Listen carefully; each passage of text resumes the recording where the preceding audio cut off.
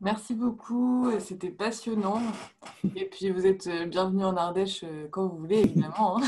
Ça y Ah, est. c'est avec plaisir. Ça va être, dès qu'en fait les autorisations vont pouvoir se refaire, je pense que je vais venir vous voir. Ça marche, pas de souci. Eh bien, si vous avez des questions, n'hésitez pas, hein.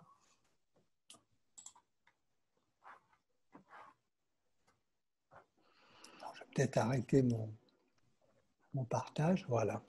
Alors, pas de questions. C'est- Sûrement que si. Ah non, non, Je vais, je il peux y en avait deux. reprendre une. Allez-y. Régis, Régis Perrier, Mais, Chambre d'agriculture. Ah ben, allez-y. Oui, allez-y, allez-y, allez-y. Non, non, moi j'en ai déjà posé plusieurs, donc allez à vous. Oui, je voulais avoir des précisions sur le lien que que vous avez fait dans votre propos entre l'irrigation, le développement de l'irrigation et l'augmentation du risque, on va dire, pathogène oui. de la biodiversité associée. Alors en fait, enfin, il est paradoxal, pas tant que ça, quoi. Finalement, dans les systèmes un peu traditionnels, hein, qui étaient un système finalement de rizière, mais qui était sous eau, c'est-à-dire qui était faite uniquement avec la pluie, hein, ce qu'on appelle des rizières pluviales, quoi. Donc d'inondation, quoi. Elles ont été de plus en plus qu'on voit avec, donc là où il y avait des animaux d'ailleurs, hein, qui en a moins en moins, des animaux aussi domestique et finalement l'intensification agricole, les deux font qu'on arrive à deux voire trois récoltes par an. Donc avec un système qui est en permanence ou presque tout le temps en eau. Alors pas tout le temps parce que des fois finalement il y a des récoltes alternatives qui sont faites, avec des systèmes tels qu'on peut observer avec beaucoup trop d'entrants, avec aussi finalement une demande en eau très forte. Donc finalement, il y a des petits barrages qui sont faits, qui ont des effets très forts sur les trucs, donc avec des problèmes d'érosion. Et finalement, avec tout un ensemble de tout ce qui est en amont qui est érodé, et notamment d'utilisation de pesticides sur pente qui arrivent finalement aussi en rizière. Donc de fortes contaminations. Un système qui est simplifié et qui est intensifié, qui finalement favorise encore les espèces synanthropiques. Donc, c'est pas forcément, on perd des régulations et on a ces systèmes, ces espèces synanthropiques, quoi. Alors, notamment le rat, quoi, donc de rizière, qui lui, alors prospère sans arrêt, quoi. Donc, et en dépit de tout ça, quoi, il est super résistant, il monte en densité. Donc, de temps en temps, maintenant, quand les gens vont arrêter de le manger, bah, finalement, ils vont commencer à utiliser des raticides, ce qui ne va pas améliorer le système. Et puis, donc voilà, c'est essentiellement par ça, quoi. Et sans compter finalement aussi les moustiques, et notamment les moustiques de plus en plus résistants aux insecticides, quoi. Parce que finalement aussi, ces insecticides sont utilisés pour cette agriculture intensive, quoi. Donc finalement, on crée les conditions d'une baisse de la diversité, qu'on favorise ces espèces synanthropiques, qui favorisent finalement la propagation des infections entre eux et finalement après vers les humains.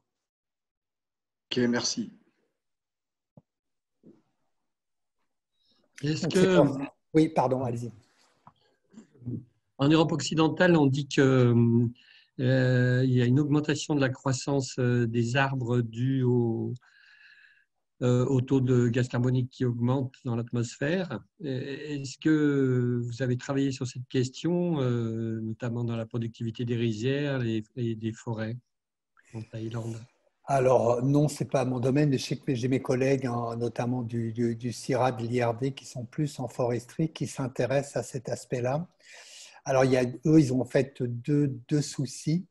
Essentiellement, c'est finalement euh, l'augmentation potentielle des périodes de sécheresse, c'est-à-dire finalement, comme on l'a aussi, il n'y a plus de saison, c'est-à-dire finalement, on a la saisonnalité de la mousson commence à s'estomper, c'est-à-dire finalement, on a de plus en plus d'événements extrêmes, d'eau trop forte. C'est essentiellement là, par exemple, on est dans le phénomène La Niña, quoi, ou des phénomènes de El Niño, de sécheresse et de sécheresse qui sont importants.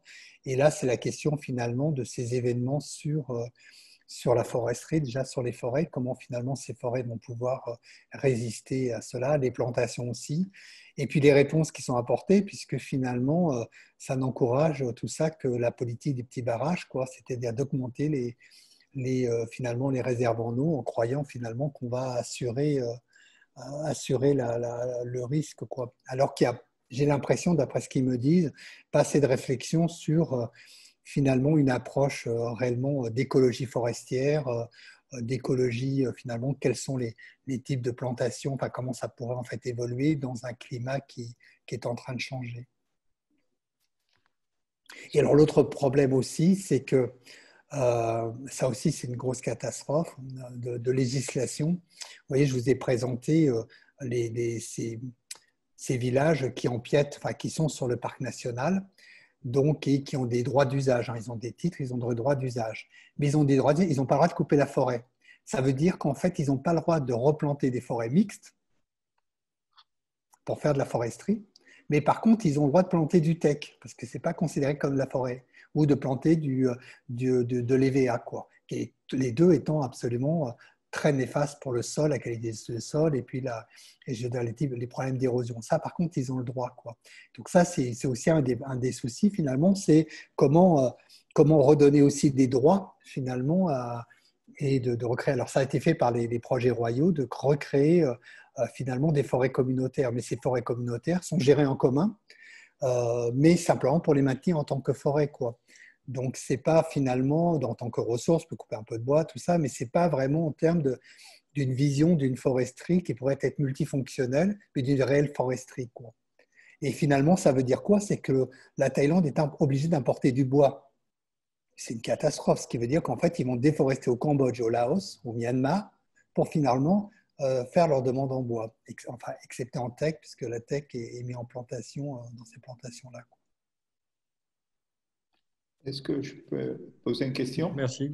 Et si j'ai bien compris, vous associez une baisse de la biodiversité en général, de la biodiversité, et non pas avec une augmentation de la diversité virale ou de bactéries, mais avec une baisse des enclaves, donc des phénomènes de séparation des bactéries et virus. Ça, c'est une première question.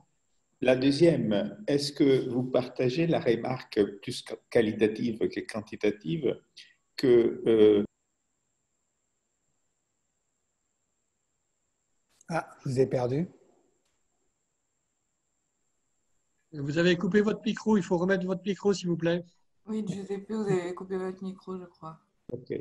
L'autre question, c'est est-ce que vous partagez la remarque plus qualitative que quantitative que nous sommes compatibles ou même sont symbiotiques avec nous, 99% Oui. des bactéries et des virus, ou au contraire, les organismes qui sont incompatibles avec plus qu'1% des bactéries et virus sont morts? Oui. En fait, totalement. En fait, quand on regarde, c'est pour ça, en fait, c'est mon travail avant qui me le dit, hein, puisque j'ai travaillé sur cette diversité et devant l'association. Alors, des exemples typiques que j'ai fait, en fait, en modélisation, puis avec des données de terrain, avec quelqu'un qui travaillait, un Mexicain qui travaillait qui avait des données sur les récifs coralliens, sur toute la chaîne trophique, et on avait modélisé ça, quoi. Donc, on a essayé d'estimer la quantité de parasites et retirer les parasites dans le système, quoi. Et le système, finalement, donc un peu comme les modèles qui ont été présentés un peu avant, quoi. Alors simplifié, hein, on ne regardait pas trop les aspects chaotiques et tout ça, mais surtout on regardait finalement certains paramètres du fonctionnement du système, certains autres, et qui montraient que la quantité de détritus augmentait énormément, le niveau de réseau trophique diminuait aussi, c'est-à-dire finalement des systèmes sans parasites, des écosystèmes sans parasites étaient bien moins sains d'un point de vue fonctionnel, moins stables que des systèmes avec parasites. Donc oui, les parasites, même les parasites qui finalement ont un impact, sont utiles.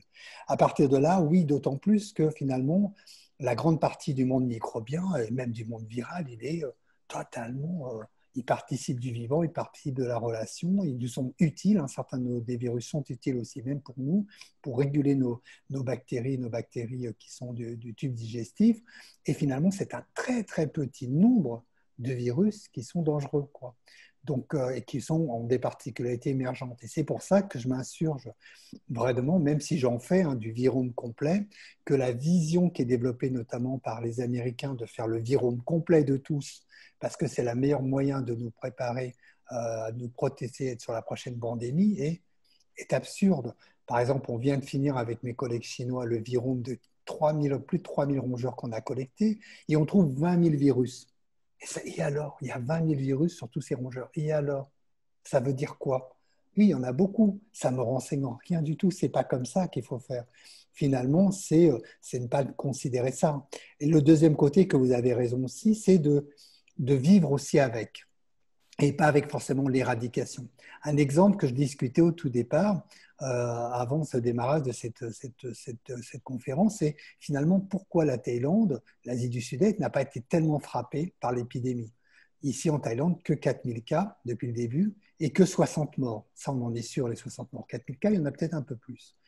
Et pareil, le taux de mortalité est faible. Et finalement, un des facteurs qui semble être protecteur finalement de cette mortalité due à la Covid-19 serait l'exposition aux virus infectieux respiratoires, dont des coronavirus. Finalement, c'est cette exposition qui existe avec de nombreux coronavirus qui circulent, y compris de la faune sauvage, alors qui peuvent émerger, qui font partie de cette émergence, mais qui finalement, par notre exposition, éduquent notre système immunitaire et nous protègent. Donc finalement, cette diversité nous protège. Et la preuve, c'est que quand on supprime la biodiversité, quand on supprime la diversité du monde microbien, on voit apparaître les maladies auto-immunes. Donc c'est encore une fois cette balance, cet équilibre qu'on doit trouver entre le microbe et les humains et les non-humains. Effectivement, un ami microbiologiste américain me disait qu'il y a plus de diversité à ce niveau-là sur un arbre en Amazonie que dans tous les États-Unis. Oui, comme sur un humain, il y a plus de cellules microbiennes que cellules de notre corps.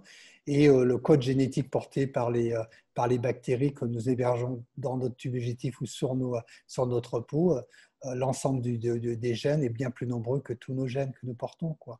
Donc nous sommes un phénotype largement étendu qu'il faut étendre au monde bactérien qui vit avec nous. Merci. On avait une question de Véronique aussi. Est-ce que tu souhaites poser ta question, Véronique? Ah oui, sur les prédateurs, je la vois. Oui, bonjour. Oui, c'était sur les relations proie-prédateur, étant donné complètement. que c'est une très bonne question. Voilà, tout est altéré. En fait, la présence des gros prédateurs ayant été diminuée, je pense que ça peut… Complètement. En fait, c'est exactement ça. C'est que finalement, c'est pas, l'effet de baisse de biodiversité, c'est finalement pas qu'un nombre d'espèces. C'est aussi cette biodiversité, c'est d'abord des relations, des interactions. On a parlé du monde microbien, mais finalement, c'est des interactions avec des compétitions entre rongeurs ou autres et des prédations par des prédateurs et des grands prédateurs. Et là, on s'est aperçu, on l'a montré plusieurs fois, il y a des études maintenant qui le démontrent, de retirer des prédateurs, alors des mésoprédateurs, des fois des gros prédateurs, finalement a des conséquences fortes sur les chaînes trophiques. On a discuté déjà précédemment avec David sur ces espèces finalement un peu boules, mais ont des effets finalement sur les épidémies quoi, et sur ces maladies, quoi. Ils montrent en puissance, mais c'est la même chose sur les chauves-souris ou sur les oiseaux qui contrôlent les insectes, dont les insectes qui sont finalement porteurs qui sont des vecteurs, quoi. Donc oui, cette simplification finalement des réseaux trophiques nuit finalement, favorise certaines espèces et favorise finalement les quelques virus et microbes qui sont transmis par ces espèces. Merci. Ensuite, on avait Marilyn Poupeau qui souhaitait poser une question. Bonjour Marilyn. Oui, bonjour. Merci beaucoup pour l'organisation du séminaire. Du coup, Serge avait passé l'information à l'unité au CIRAD, donc c'était super intéressant. Donc, j'ai bien le fait de faire quelques compliments au CIRAD, à vous, là. Oui, j'aurais pas répété. Et du coup, j'ai une question de curiosité, en fait, depuis un moment, quand on voit l'apparition justement des maladies et le lien que tu faisais avec le hotspot de biodiversité et de changement des terres en Asie, je me demandais par rapport en fait, à l'Amérique du Sud, et notamment l'Amérique centrale, qui est donc, quand même au même niveau de latitude et qui a les mêmes problématiques, une perte de biodiversité accélérée et surtout de changement d'occupation des sols avec beaucoup de déforestation. Donc, ma question, est-ce vrai qu'il y a moins d'apparition de maladies? Et si Pour l'instant. Pour l'instant, mais on en a eu quand même, puisqu'on a des nouveaux antivirus qui avaient émergé, on a pas mal de choses, on revoit même des leishmanias réémerger ou des choses pas mal. On a vu il n'y a pas très longtemps, on avait quand même eu, et ça c'est lié à côté de Sao Paulo, déforestation plus feu de forêt, enfin changement climatique, la fièvre jaune qui est réapparue en épidémie sur Sao Paulo. Donc oui, alors par contre, c'est vrai que le système est peut-être à retardement. C'est ça aussi en fait que j'avais un peu expliqué. C'est mon intérêt d'aller en Asie du Sud-Est. Finalement, c'était le seul point chaud de biodiversité, mais surtout de perte de biodiversité très fort, qui est toujours encore un des seuls points chauds forts de perte de biodiversité, au sens de l'UICN, au sens du nombre d'espèces en danger, et un point chaud d'émergence. Donc, je voulais regarder ce lien en disant finalement, peut-être que maintenant il y a une transition démographique qui se fait, il y a un vieillissement, il va y avoir des choses différentes, une urbanisation, on va passer à finalement un autre régime socio-économique et écologique en Asie du Sud-Est, et regardons finalement qu'est-ce qui peut se passer. Alors Afrique et Amérique du Sud, Amérique centrale, Amérique du Sud surtout, d'abord Afrique et Amérique du Sud, ce sont des pays quand même densément peu peuplés comparativement à l'Asie. Si on trace, comme je dis toujours, on trace un cercle autour de Bangkok et on inclut le Pakistan, ça veut dire qu'on va avoir toute la Chine, le Japon et puis toute l'Asie du Sud-Est. On a pratiquement la moitié de la population qui vit là quand même, et l'autre moitié vit à l'extérieur. Donc pour l'instant, l'Afrique est un pays sous-peuplé, je dirais en termes de densité. C'est en train de changer fortement. Il va y avoir certainement des conséquences. Il y a des aspects de changement énormes. On voit, je vous ai montré les aspects de déforestation qui sont vraiment en marche, des aspects de changement et tout. Et ça est pareil qui se passe en Amérique du Sud et qui est finalement des choses qui sont plutôt en accélération. Donc, oui, moi j'ai plutôt tendance à dire que c'est un peu ma mauvaise prédiction, mais bon, j'espère me tromper, que nous avons intérêt, ce que nous avons appris sur l'Asie du Sud-Est, l'Asie, regardons rapidement ce qui se passe maintenant en Amérique. Alors l'autre côté aussi, c'est que Amérique du Sud et Afrique ne sont pas connectés à la globalisation. Ils ont été plus tardivement affectés. Là, le fait que l'Afrique va être de plus en plus connectée à la globalisation, notamment la globalisation de la marchandise agricole. L'Amérique du Sud, qui était déjà ça, mais qui augmente encore plus, va certainement changer la donne. Merci beaucoup. Merci. Patrick avait aussi une question. On t'écoute. Oui, alors c'est au sujet de votre travail, donc c'est vraiment intéressant parce que c'est pour nous un peu comme un modèle de travail territorial. Qui inclut plusieurs échelles différentes et voilà, qui montre que c'est impossible. Possible. D'accord. La question que je me pose, vous aviez fait allusion à un moment donné, mais c'est le côté social, sociologique. Est-ce que vous travaillez avec des sociologues ou des anthropologues et oui. comment c'est ça qui m'intéresse. Oui, tout à fait. Alors, du CIRAD notamment, alors certains qui sont vraiment des anthropologues et puis qui ont une formation en même temps d'agriculture, donc finalement on cette double valence, français, mais aussi j'ai une collègue juriste, Claire Lajoignier, avec qui je travaille depuis longtemps, donc avec une vision finalement du droit et de la gouvernance, et puis avec des chercheurs locaux en sociologie rurale et aussi anthropologie. Et puis un nouvel anthropologue qui nous a rejoint, qui a été formé au Muséum et au Collège de France, qui nous rejoint sur les liens entre plutôt animaux humains. Donc oui, ça c'est assez important. Oui. Et puis aussi finalement là ce qu'on fait pour finalement retravailler ensemble, comme je vous disais, ça va être un peu la question forte, c'est finalement d'aider un peu tout le monde, y compris et surtout les scientifiques finalement à travailler ensemble finalement à construire ensemble des scénarios, reconstruire ensemble des projets ensemble. On a besoin de personnes qui savent faire ça, quoi. Et là, heureusement, il y a des Thaïlandais qui savent faire ça par des approches participatives, dont certains ont été formés aussi, encore une fois, par le CIRAD ou par l'IRD, quoi. Mais pas que, aussi par d'autres, quoi. D'accord. Et pour le coup, on est dans quelque chose qui est de l'interdisciplinarité ou qui commence à se rapprocher davantage de la transdisciplinarité. C'est quelque chose de facile de jouer de l'un à l'autre ou Non, c'est pas facile, mais surtout ce que j'aimerais plus avancer finalement, parce que c'est ça qui nous force finalement. Parce que finalement, je le vois même nous en faisant des cours. On fait des cours pour des étudiants qui soient, disons, des cours à l'interdisciplinarité, mais on ne demande qu'à des gens disciplinaires d'intervenir. Donc, ils font leur discours disciplinaire et finalement, on n'est pas éduqué à faire ça. Donc, moi, la façon que je propose de faire, c'est finalement de nous éduquer à l'intersectorialité. C'est-à-dire que comment travailler finalement avec des secteurs différents. La foresterie, la conservation, la santé humaine, la santé animale, l'agriculture, y compris la sécurité, le tourisme, et on doit travailler ensemble. Et donc finalement, ces gens-là ont aussi des formations qui sont différentes, donc finalement, ça va nous forcer à travailler ensemble par l'intersectorialité. Merci. Merci beaucoup. On avait une question de Christophe Chauvin. Christophe, je te laisse la poser si tu veux. Oui, bien sûr.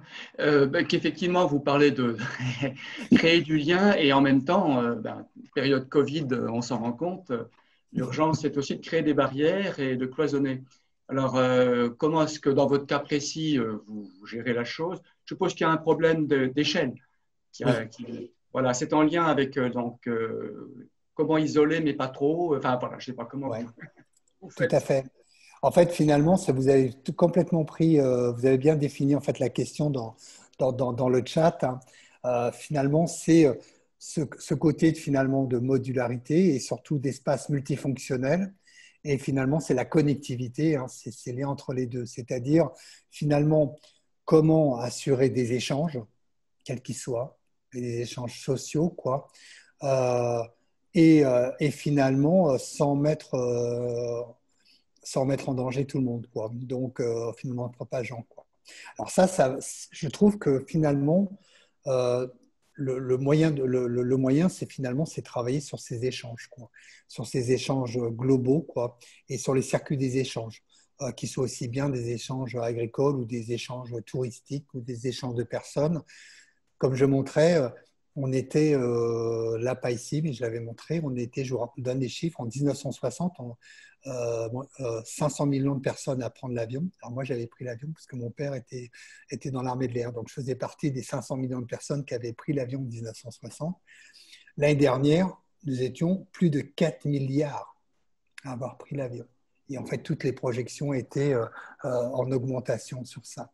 Donc là, oui, on a un souci finalement et tout est connecté avec tout et beaucoup trop, quoi. Et en même temps, sur le fret, sur le transport routier, sur le transport ferroviaire, sur les bateaux, tout ça. Donc finalement, oui, il faut décoder. Alors, la solution finalement, en fait, moi j'avais discuté déjà avec aussi, enfin pas une solution, mais une hypothèse de travail, quoi, que j'ai discuté finalement beaucoup avec, dans le sud de la France, avec la Confédération paysanne, les MODEF, les paysans travailleurs, suite finalement à des épidémies de grippe aviaire qui avaient fortement impacté en 2016-2017 la filière du foie gras, enfin, des cadavres, 2 millions d'animaux qui ont été abattus quand même. Finalement, ils avaient bien démontré que le problème, ce n'était pas les oiseaux sauvages, mais c'était la circulation des animaux qui avaient été abattus, qui avaient eu l'autorisation d'être abattus avant, parce qu'on savait que la crise allait arriver, par les autorités publiques, quoi, pour éviter finalement la perte du marché international. Et ce sont finalement sur les trajets de ces camions-là qu'on a allumé toutes les fermes, quoi. Donc ça veut dire aussi qu'on peut finalement repenser les territoires. Et ça, il va falloir remettre l'agriculteur et la ferme, je dirais, dans les territoires, donc des territoires multifonctionnels, repenser les territoires avec ces espaces qui sont autour, avec l'urbain, quoi, remettre ça. Et malheureusement, la PAC, la réforme de la PAC aurait pu en donner les capacités puisqu'il y avait l'argent et on n'a pas encore pris le courage de se battre contre les lobbies, notamment agro-industriels, pour remettre finalement cette agriculture au centre. Merci. Oui, donc j'écrivais juste quand vous parliez, donc échange régulé. Et puis, tout à l'heure, on a vu apparaître des structures fractales quand on maîtrise à peu près les choses. Est-ce que ce n'est pas un petit peu vers quoi on devrait plus aller Ouais. Enfin, j'ai écouté avec grand intérêt les deux. Hiérarchiser. Ouais, voilà, j'ai écouté avec un grand intérêt les deux précédentes interventions, quoi. Alors, j'ai lu un peu sur les systèmes complexes, mais c'est vraiment très loin, quoi, finalement de ce que je lis tous les jours. Et c'est intéressant. Il faut repenser ça finalement. C'est de voir un peu finalement toutes ces structures, comment c'est fait, comment ça a changé, comment finalement en changeant finalement sur des systèmes, je dirais, relativement simples et concrets, avec des données concrètes, finalement, des territoires, des land use, ces passages, ces échanges, des changements de population, qu'est-ce qui peut se passer, quoi, à partir des données qu'on a, quoi, des échanges mondiaux, finalement la caractérisation par, comme vous dites, les côtés fractales, quoi.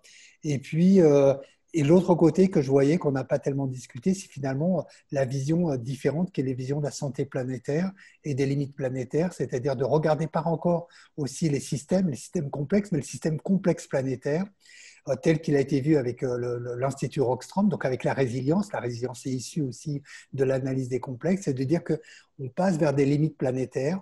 Ces limites planétaires touchent à finalement tout un ensemble de composantes importantes dans le fonctionnement complet de la planète, y compris la biodiversité, et que ça, c'est potentiellement un problème sur la santé planétaire, c'est la santé des écosystèmes, mais aussi la santé des humains et des non-humains. Ça, c'est peut-être aussi une manière finalement de pouvoir contribuer alors globalement d'une façon, et puis d'autres approches qui est peut-être plus locale. Merci. Merci. On avait Fabrice Guedo de l'ARS d'Ardèche qui voudrait intervenir. Fabrice, je te laisse la parole. Oui, bonjour. Vous m'entendez, je pense? Oui, très bien. Oui. Ah, merci. Oui, j'avais une question. Vous avez évoqué dans votre présentation la maladie de Lyme à un moment. Est-ce que vous avez pu étudier la relation entre la propagation de la maladie et la biodiversité rurale et forestière? Alors, pas moi directement, mais on a des collègues, et notamment des collègues de l'INRAE, alors il faut dire INRAE maintenant, quoi, et notamment l'équipe autour de Gwenaël Vaux, qui est de Clermont-Ferrand. Et cette équipe fait des travaux absolument superbes sur justement ces aspects finalement de changement paysager.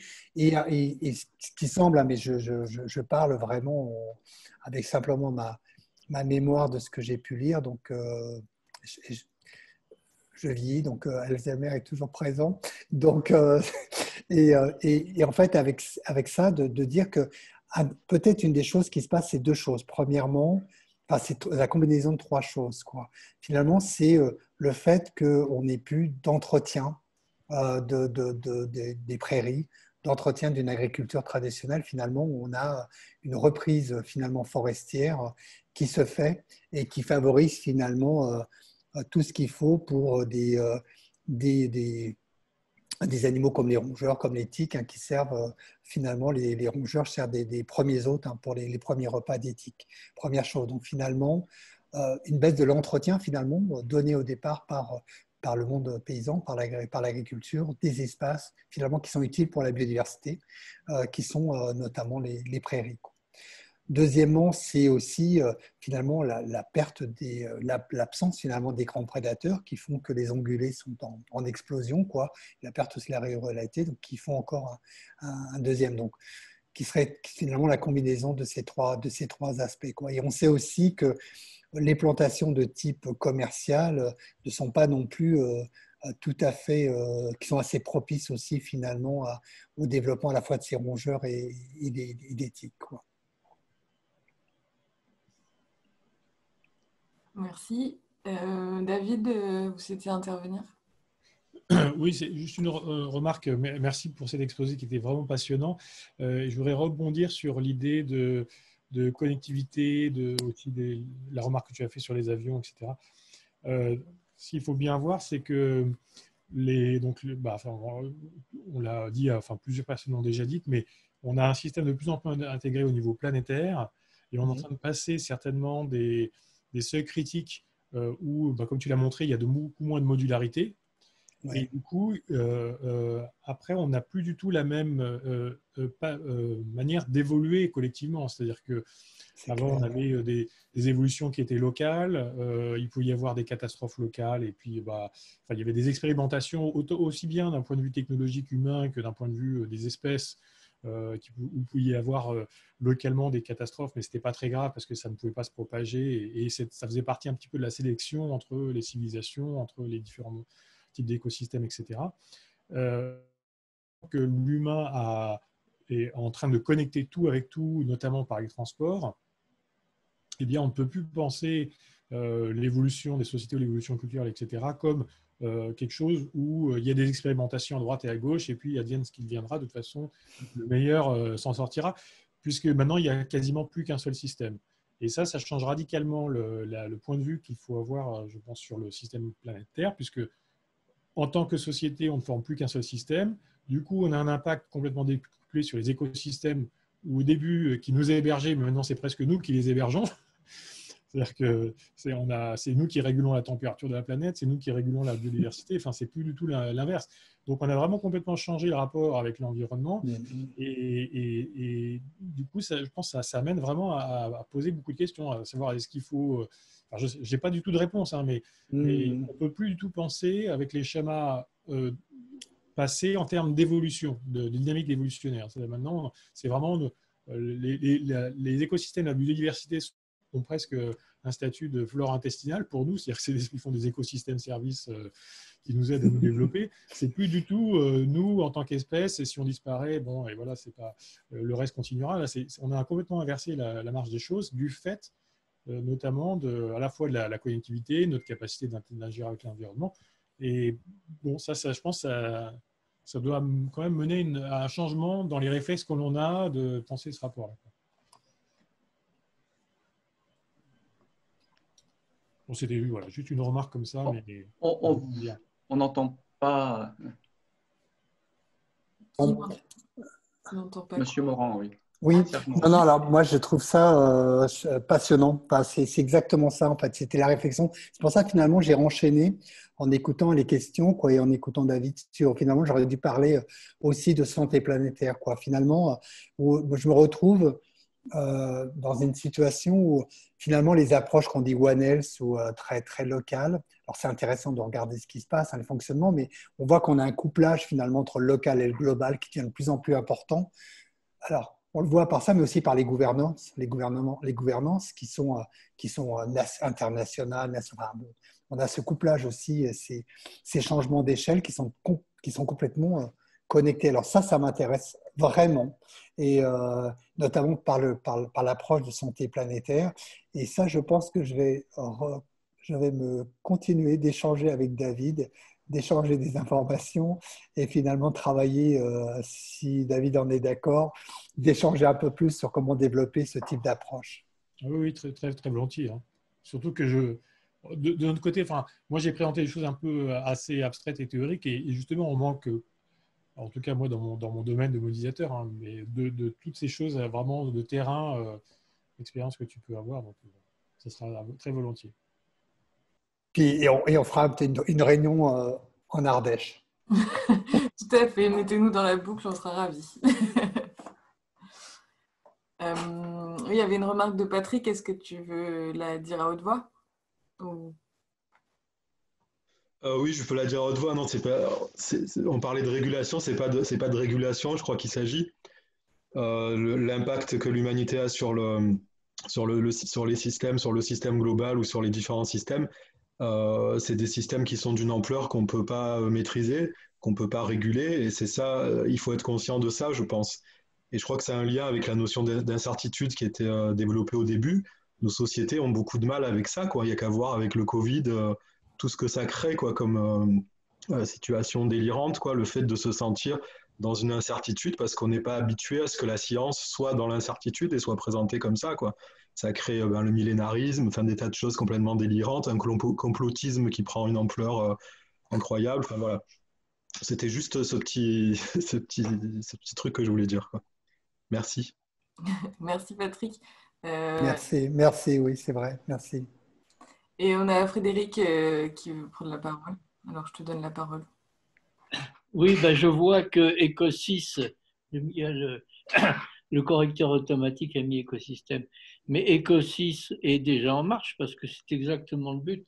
C'est-à-dire que nous, on est parti de cette remarque qu'il y a énormément de connaissances qui circulent entre des spécialistes, mais dans leur groupe même. Alors, pour caricaturer, parce que décidément c'est mon rôle là aujourd'hui, les profs apprennent à leurs élèves qui apprendront à leurs élèves et ainsi de suite, et ça ne sort pas. Et de toute cette connaissance-là, d'une part, elle se morcelle, ce qui fait qu'elle finit par avoir aussi à générer des négativités qui est fait de leur morcellement. Et d'autre part, elles ne servent pas à la réflexion commune. Donc l'idée, c'est vraiment, ici dans Ecosys, d'avoir d'une part, cette pluri- et transdisciplinarité entre les théoriciens, et pas seulement les scientifiques. On manque un peu de philosophes là aujourd'hui, même si beaucoup ont des formations un peu philosophiques aussi. Et puis, cette interaction qui est absolument nécessaire avec des praticiens, que ce soit des praticiens, des professionnels ou des praticiens de la décision politique.